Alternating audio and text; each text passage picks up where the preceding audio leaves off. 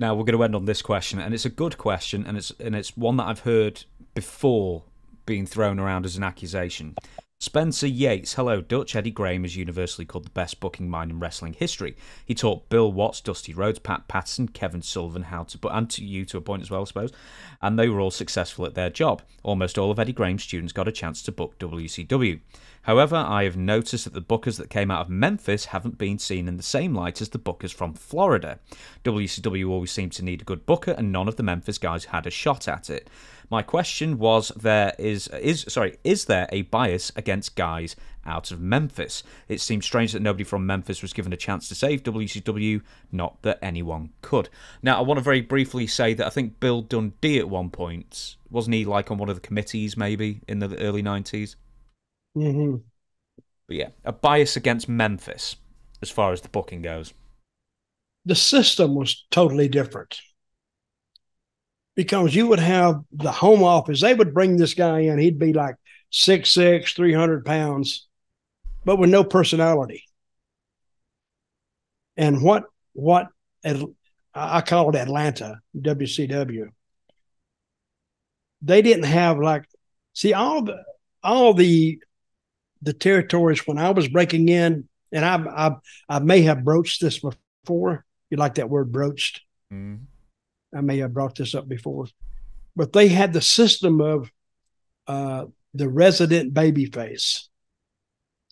Like Florida had Dusty there for years, and all they had to do was run the heels by him, and that's what they did. New York, or the New York territory, now WWF, WWE, they had Bruno. They just run the heels by him. Memphis had Lawler.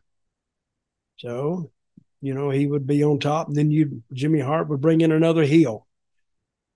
Just especially to go against Lawler. Texas had the Von Erichs. Minnesota had the Gonyers. Burn. So, and I forgot who. The only territory that ran contrary to that was Charlotte. They always had the resident heel, who was basically Flair. But look at Flair's opponents: Wahoo, Steamboat. I mean, they did big business. But I think when you the territory gets too big, and if it gets too big, it gets tough to handle. Plus, companies like that, the Memphis booking was, you took one guy. He was your booker. He made all the decisions. You wouldn't make all the decisions in Atlanta or WCW because they had a committee and you had to work within that committee. And sometimes business wasn't good. When I was in Puerto Rico, when I booked, guess how big my creative staff was?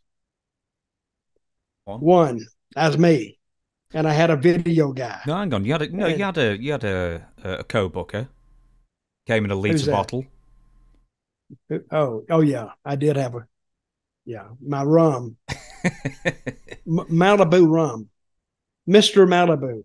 Senor. And seriously, that is a true story. I would go out on the beach and I'd take me the bottle of Malibu.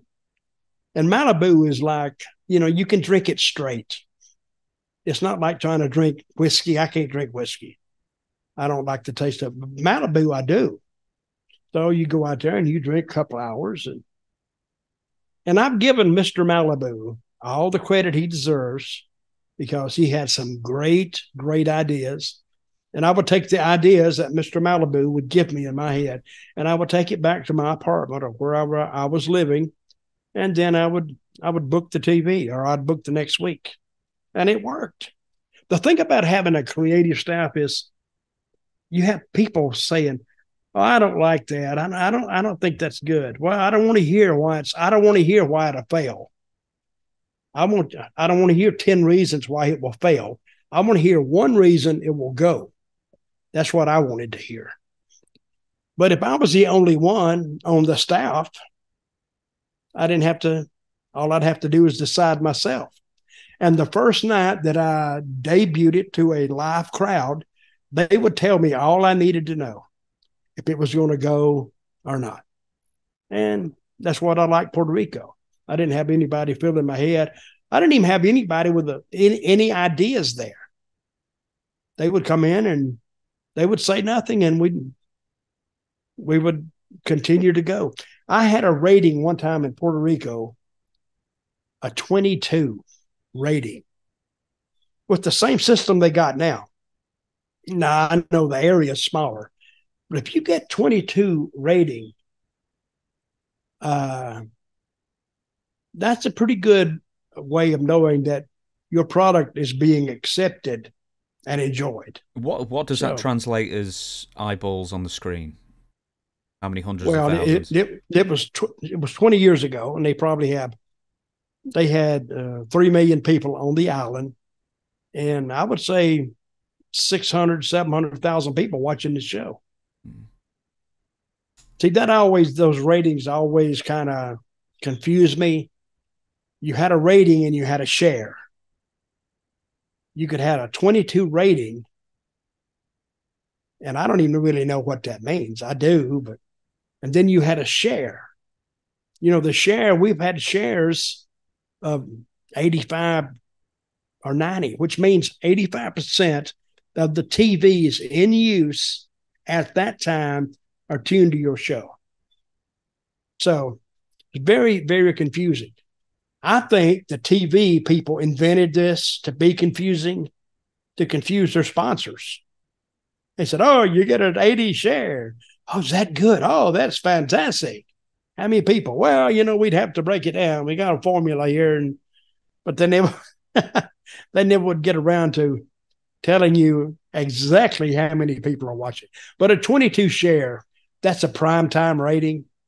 So, and I would get it like at 1 o'clock in the afternoon or 2 o'clock in the afternoon on a Saturday and a Sunday.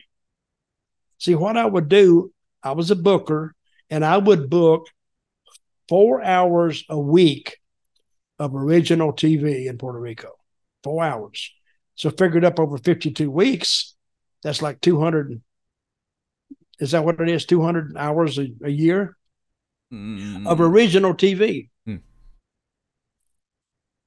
I'm trying to work. How many hours again? 4 hours a week. Okay. 2 hours on Saturday. 208.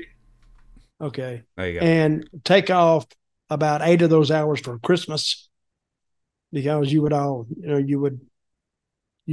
put aside, you would do specials during that time so you people could go home and enjoy Christmas. But 200 hours a week, and I did that for 3 years, 4 years. And I don't know where all that footage went to. I have no idea, because they never sold it to WWE.